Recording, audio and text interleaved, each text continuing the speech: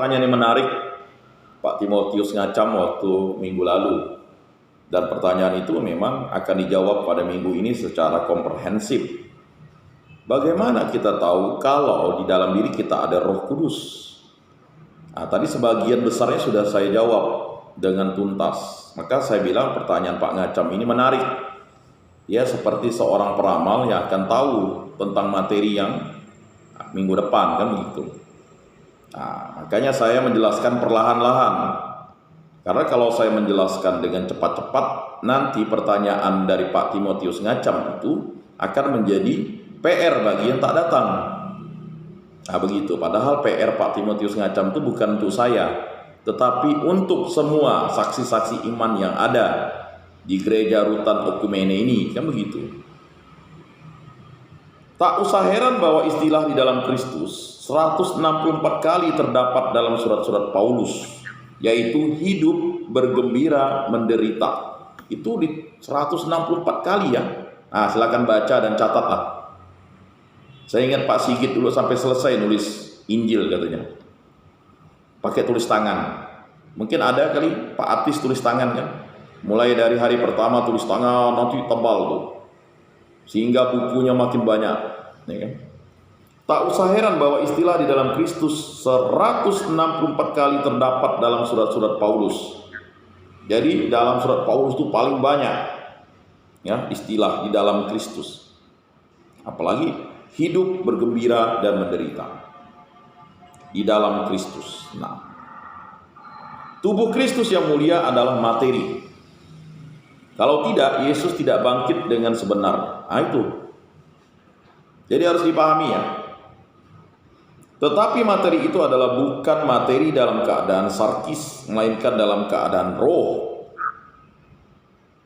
Sebab itu kitab suci menyebut tubuh yang bangkit dalam kemuliaan tubuh rohani. Sesudah pembahasan ini atau uraian ini kita mengerti maksud Paulus. Nah ini untuk mengerti maksud Paulus di dalam surat. Yang pertama kepada Timotius, surat Rasul Paulus yang pertama kepada Timotius bab 3 ayat 16. Kalau dikutipnya lagu umat gereja pertama, ia tampak kepada kita dalam keadaan sarkis. Jadi keadaan sarkis itu keadaan daging, keadaan dunia ini. Ya mungkin tadi yang bertanya keadaan sarkis itu apa? Keadaan sarkis itu adalah keadaan daging, keadaan dunia ini. Ya. Ia dimuliakan dalam keadaan roh. Nah itu. Jadi kemuliaannya itu dimuliakan dalam keadaan roh. Mungkin pertanyaan tentang mengapa ya menghujat Roh Kudus itu tidak diampuni, karena roh itu adalah suatu kekudusan Allah, kemuliaan Allah. Ya, yang harus dipuji dan disembah. Ya, ia dimuliakan dalam keadaan roh. Dan surat Rasul Petrus yang pertama bab 3 ayat 18 menulis, dibunuh menurut keadaan sarkis. Jadi Yesus itu dibunuh. Ya. Jadi beberapa pertemuan sebelumnya saya pernah katakan bahwa manusia tuh meninggal dengan 4 cara kan, atau wafat dengan 4 cara. Yang pertama karena sakit, yang kedua karena kecelakaan, ya kecelakaan, entah apalah kecelakaan. Ya. Yang ketiga karena bencana alam dunia yang rapuh ini, ya kan? Tiba-tiba gunung meletus, gempa bumi dan sebagainya. Ya. Berikutnya karena dibunuh. Nah, itu. Ya kan? Dalam keadaan perang, dalam keadaan kacau, atau memang dibunuh, diracun, disantet. Ya macam-macam lah. Kalau Yesus ya dibunuh, disalibkan, itu adalah penghinaan bagi orang Ibrani, orang Yahudi. Makanya bangsa Romawi atau Pontius Pilatus atau ini menambahkan Indri itu, ya kan? Inilah raja orang Yahudi. Ngolok-ngolok, sebenarnya mau ngolok-ngolok orang Yahudi supaya orang Yahudi jangan mengangkat dirinya sebagai raja karena sudah ada raja atau kaisar. Sampai waktu itu Yesus kan mau dipersalahkan, lalu dia melihatkan, ya kan, tentang masalah pajak. Yesus kan mau dibawa-bawa dalam situasi politik bangsa Yahudi yang dijajah oleh bangsa Romawi. Maka dia melihatkan uang kan, atau koin. Makanya dia katakan, berikanlah apa yang menjadi hak kaisar dan berikanlah apa yang menjadi hak Allah. Yesus katakan di dunia ini ya, ikutilah sistem politik yang sudah dibangun supaya tak kacau.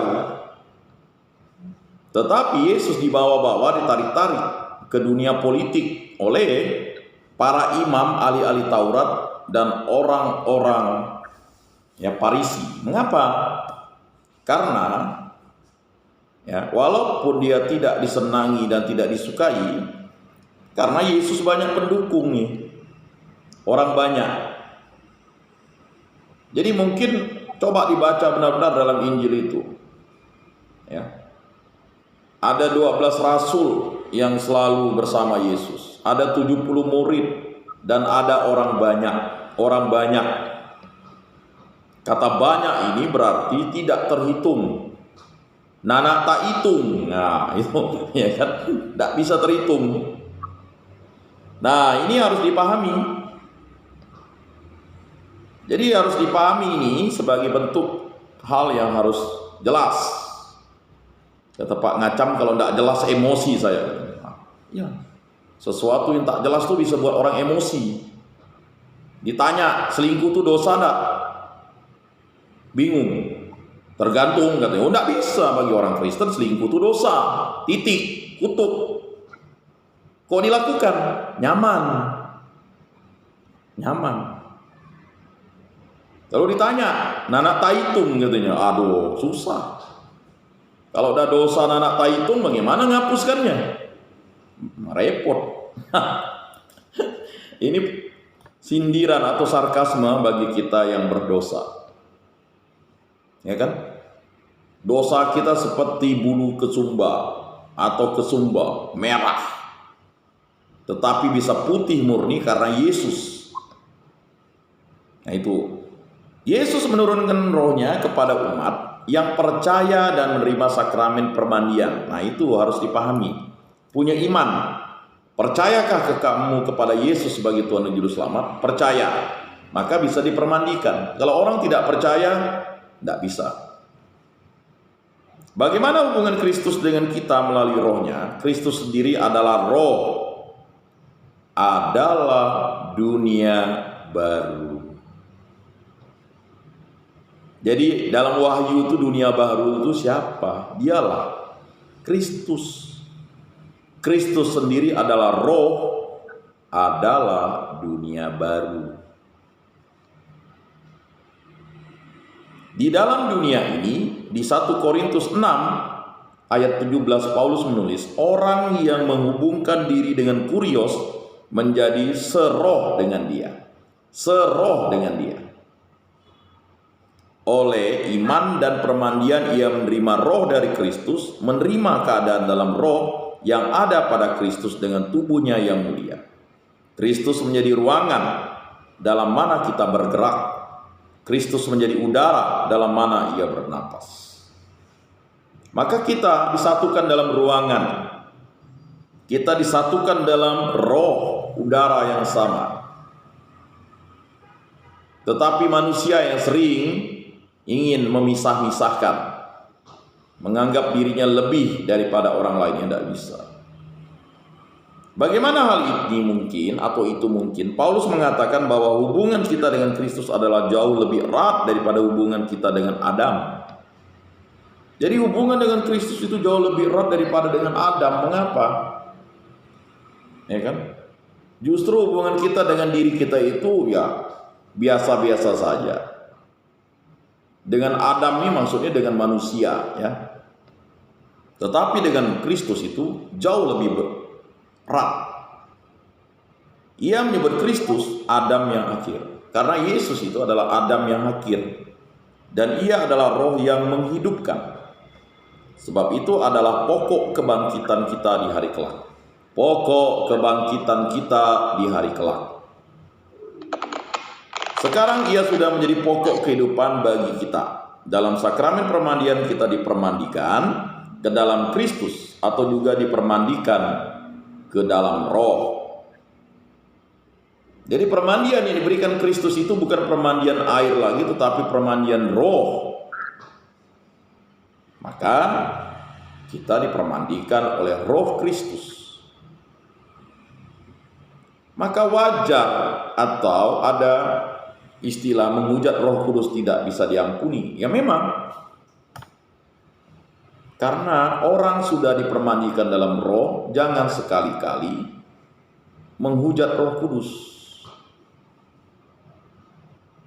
Ya, ada 3 dosa yang membuat atau memutuskan hubungan kita dengan Roh Kudus. Yang pertama, berzina, membunuh, dan menghujat Roh Kudus. Nah, menghujat Roh Kudus adalah tidak mau belas kasih dan pengampunan dari Allah. Nah itu. Kemuliaan itu menurut prinsipnya sudah ada pada Yesus ketika ia berjalan di Palestina. Tetapi kemuliaannya belum berkembang, belum menyata. Injil Santo Yohanes berulang-ulang kali menulis bahwa kemuliaannya itu kadang-kadang menyata. Sabda telah menjadi daging dan tinggal di antara kita, dan kami telah melihat kemuliaannya, kemuliaan sebagai putra tunggal Bapa. Ya, bab 1 ayat 14. Sesudah tanda mukjizat di Kana ditulisnya, demikian ia menyatakan kemuliaannya dan murid-murid percaya kepadanya. Bab 2 ayat 11. Bahwa kemuliaan itu belum merupakan kemuliaan tubuhnya yang bangkit, hal itu terang dari catatan Yohanes, menjadi jelas dari tulisan Yohanes bab 7 ayat 38 sampai 39. Sabda Yesus, dari dalamnya akan mengalir air hidup. Hal itu dikatakannya tentang roh yang akan diterima oleh mereka yang percaya kepadanya, sebab roh belum ada karena Yesus belum dimuliakan. Itu istilah. Dan ketika Yesus disambut dengan gembira oleh rakyat di Yerusalem, Yohanes mengutip ramalan dari kitab suci tentang seorang raja yang naik seekor keledai, lalu tulisnya. Murid-muridnya tak segera mengerti akan ucapan itu. Tetapi sesudah Yesus dimuliakan, mereka teringat bahwa hal itu tertulis tentangnya. Bab 12 ayat 16. Jadi Bapak-bapak, saudara-saudara yang terkasih, Injil ini adalah tulisan suci dari Yesus, dari para murid Yesus. Maka disebut Injil suci Yesus Kristus karena memang mereka mendengar langsung sabda Yesus itu, dan ketika Yesus bangkit, kebangkitan, maka mereka teringat akan semua yang disampaikan Yesus itu. Kemuliaan Yesus sesudah kebangkitan itulah yang membawa keselamatan dan mengadakan umatnya di dalam roh. Seluruh bab 15 surat pertama kepada umat di Korintus menerangkan Yesus yang bangkit dengan mulia menjadi pokok kebangkitan kita di hari kemudian. Kristus sebagai yang sulung, sesudah itu mereka yang termasuk Kristus ketika ia datang di hari akhir. Dia adalah Alfa dan Omega, dia adalah yang sulung, buah sulung. Roh Kristus sekarang di zaman gereja menyata dalam kekuatan kesaksian umat tentang Kristus Yesus. Usaha menyampaikan sabda Allah itu bukan bersandarkan daging, melainkan kekuatan roh. Maka kita mohon Roh Kudus membimbing, mendampingi, dan menyertai kita, supaya imanmu tak akan bersandar atas kebijaksanaan manusia, melainkan atas kekuatan Allah. 2 Korintus 2 ayat 4. Nah ini yang sering saya heran juga ya, banyak hamba-hamba Tuhan itu malah contoh-contoh duniawi yang sebenarnya tidak ada kaitannya dengan sabda Yesus yang disampaikan. Ya mungkin nanti bisa dilihat ya di berbagai macam media itu. Aneh, pewartaannya tuh dia buat seakan-akan ada kronologisnya dengan sabda Yesus. Seakan-akan sabdanya itu cocok atau cucologi, dicocok-cocokkan. Aneh itu sebenarnya. Ya. Tetapi ya silakan saja Bapak menilai, karena ya hal itu mungkin ya mereka membuat tafsiran-tafsiran itu hanya untuk menyenangkan para audiensnya, pendengarnya. Kalau sabda Yesus itu tidak menyenangkan para pendengarnya, tetapi seperti kata Paulus, ya, di situ, ya, jangan sampai penderitaan itu tidak disampaikan. Karena menjadi pengikut Kristus itu menderita karena dunia, karena dosa, itu wajar. Seseorang yang menderita karena dosa itu wajar, karena dia adalah orang yang suci. Gara-gara tidak punya anak, ya kan, lalulah disarankan berdosa, berselingkuh. Nah, itu kacau namanya. Dalam istri komandul kawinnya, itu adalah setan dalam bentuk kata-kata.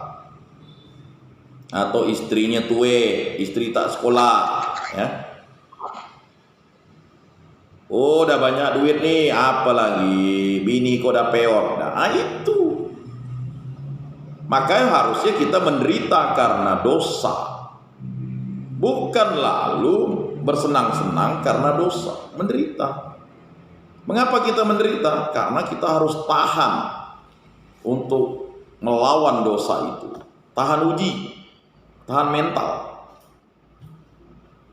Ya, memang berat ya. Apalagi di dunia yang rapuh dan lemah ini, segala sesuatu katanya bisa diselesaikan pakai, ya kan,